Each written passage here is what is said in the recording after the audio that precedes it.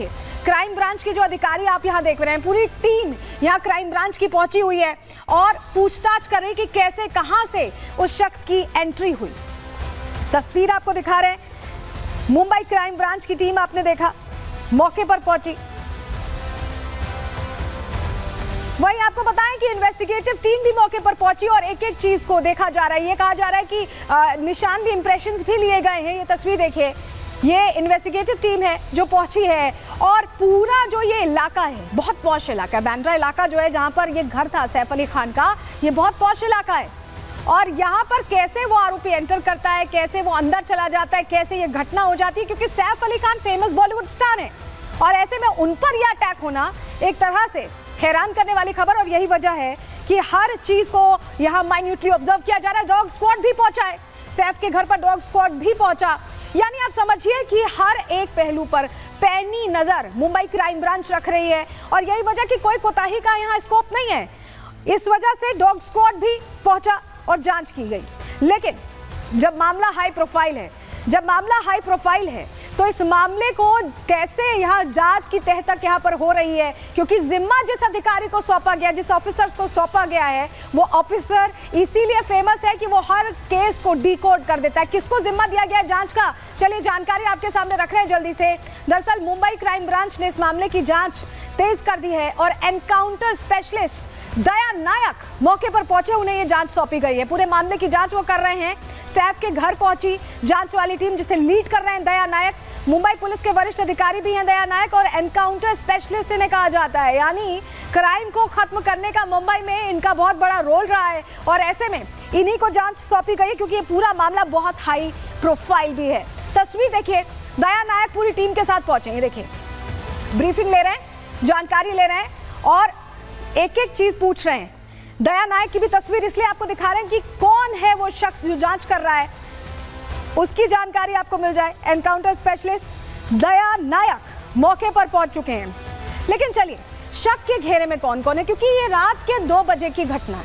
रात 2 बजे घर पे वही लोग होते हैं जो अमूमन साथ रह रहे होते हैं या मेड 24 घंटे की, इस तरह के कुछ लोग। तो कौन कौन शक के दायरे में, चलिए सबसे पहले अज्ञात शख्स जिसने एंट्री की, क्योंकि अभी तक इस सवाल का जवाब नहीं मिल पाया है कि वो शख्स कौन है। सैफ की मेड भी शक के दायरे में है क्योंकि उसी से कहा सुनी हो रही थी, क्या पुराना परिचित था, क्या पहले से एंट्री उसकी हो गई थी, क्योंकि ये इतना आसान नहीं होता है कि आप किसी अभिनेता, इतने बड़े अभिनेता के घर में सारे पहरे यहाँ पर ताक पर रखकर अंदर पहुंच जाएं। वहीं आपको बताएं, साथ वाली जो इमारत थी वहां पर काम चल रहा था तो मजदूर बड़ी संख्या में वहां थे। ऐसे में इमारत में काम करने वाले मजदूरों को भी यहाँ जांच के दायरे में रखा गया।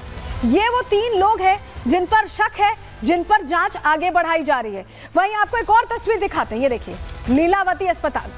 ये सैफ अली खान के घर से महज 10 मिनट की दूरी पर है और यहाँ पर ही उन्हें भर्ती कराया गया, लीलावती अस्पताल में भर्ती कराया गया है, जहाँ पर 2 मेजर सर्जरीज हुई हैं और उसके बाद उन्हें आईसीयू में शिफ्ट कर दिया गया है। लीलावती अस्पताल में फिलहाल आईसीयू में मॉनिटरिंग रूम में रखे गए हैं सैफ अली खान। परिवार के लोग भी पहुंच रहे हैं देखने उन्हें। और यहाँ ये तस्वीर देखिए, आप देखिए सारा खान और इब्राहिम खान जो उनके बच्चे हैं वो भी यहाँ पहुँच रहे हैं उनकी तबीयत पूछने, उनके हालात के बारे में जानने के लिए। तो ये अभी की स्थिति है, लीलावती अस्पताल में अंडर ऑब्जर्वेशन ही है सैफ अली खान, क्योंकि 2 मेजर सर्जरीज हुई हैं। ऐसे में मॉनिटरिंग में रखा गया है उन्हें और परिवार के लोग पहुंच रहे हैं।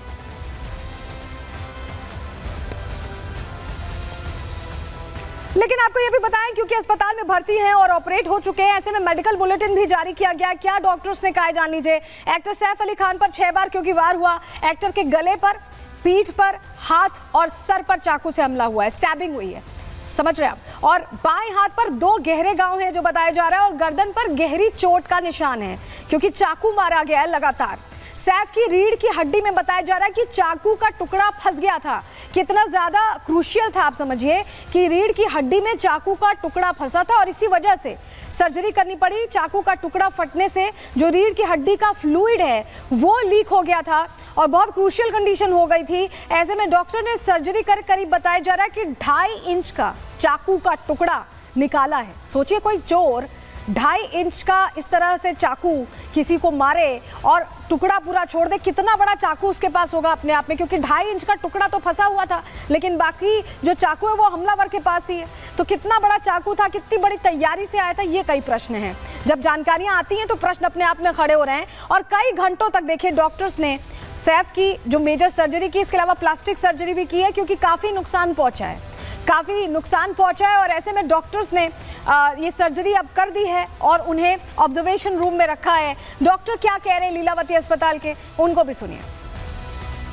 मिस्टर सैफ अली खान का ऑपरेशन अच्छे से हो गया है। उनका न्यूरो सर्जरी और प्लास्टिक सर्जरी दोनों कंप्लीट हुआ है और उनको ऑपरेशन थिएटर से हमने आईसीयू में शिफ्ट किया है फॉर 1 डे ऑब्जर्वेशन। 2 एकदम गहरी चोटें हैं, 2 इंटरमीडिएट है और 2 एब्रेशन जैसा खरोच से कैसे आ जाता है, तो चाकू का नोक से ऐसा खरोच से आ गया है। इतना बड़ा 2.5 इंच का चाकू का पीस अंदर स्पाइन से हमने निकाला है। He is completely stable now. He is recovering well and out of danger. तो आपने सुना, डॉक्टर्स कह रहे हैं कि he is recovering well and out of danger, यानी अब डेंजर से तो बाहर हैं, खतरा नहीं है, लेकिन अब रिकवरी हो रही है, उसमें थोड़ा टाइम लग सकता है और उनको इसीलिए मॉनिटरिंग के लिए रखा गया है। लेकिन ये जो घटनाक्रम हुआ, इसकी जांच के लिए दया नायक तो पहुंचे ही, हमने आपको बताया एनकाउंटर स्पेशलिस्ट दया नायक संभाल रहे हैं पूरी जांच को, लेकिन कई टीमों का गठन किया गया है क्योंकि वो जो अज्ञात हमलावर है वो फरार है। चलिए जानकारी आपको दे देते हैं कि जांच कैसे हो रही है। दरअसल मुंबई पुलिस की 10 टीमें इस पूरे केस को डिकोड करने के लिए लगी हुई हैं। क्राइम ब्रांच की 8 टीमें हैं जो लगातार पहुंच रही हैं मौके पर, एक एक सबूत खंगाल रही हैं। वहीं सीसीटीवी फुटेज को भी क्लोजली मॉनिटर किया जा रहा है कि उससे कोई सुराग मिले कि आखिर ये शख्स जो अज्ञात हमलावर है, जिस पर बहुत बड़ा क्वेश्चन मार्क है कि वो कौन है, उसकी पहचान सामने आ पाए। फॉरेंसिक टीम भी यहाँ जांच कर रही है, हमने आपको तस्वीर भी दिखाई थी। इन्वेस्टिगेटिव टीम पहुंची है और फिंगरप्रिंट्स और तमाम जो माइन्यूट डिटेल्स हो सकती हैं उस पर नजर है। डॉग स्क्वाड भी पहुंचा और एक एक चीज यहाँ पर पहचान के लिए कोशिश हो रही है, क्योंकि पहचान नहीं है कि आखिर वो शख्स कौन है। वहीं आपको बताएं कि डीसीपी कह रहे हैं कि एक एक्यूज्ड आइडेंटिफाई हो चुका है। क्या और बड़ी बातें कही है डीसीपी ने, सुनिए जरा। एक्यूज्ड फायर एस्केप का यूज करके इनके घर पे गया था। अभी तक के इन्वेस्टिगेशन में ये एक चोरी का अटेम्प्ट था, ऐसा हमारे इन्वेस्टिगेशन में निष्पन्न हुआ है। एक्यूज्ड को जल्दी अरेस्ट करने की कोशिश हमारी चल रही है। एक एक्यूज्ड आइडेंटिफाई हो चुका है, उसने स्टेयरकेस का यूज़ किया था, ये पता चला है। उस एक्यूज्ड को अरेस्ट करने के लिए टीम्स फील्ड पर है।